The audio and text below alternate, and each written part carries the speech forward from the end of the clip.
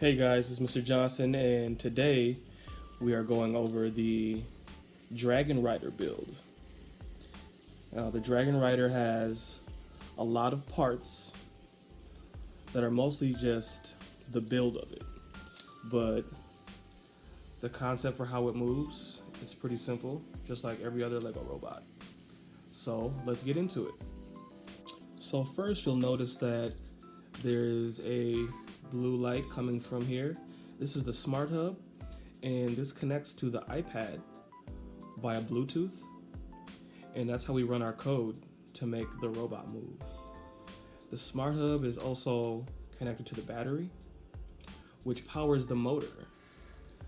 Now the motor is right here, and the motor powers the gears.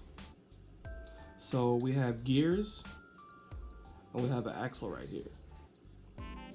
So when the motor turns on,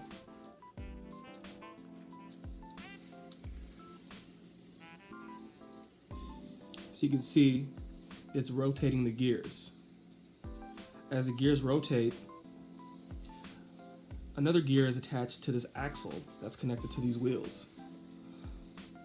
So the gears rotate the axle connected to the wheels and move the Dragon Rider forward. They're also connected to another axle up here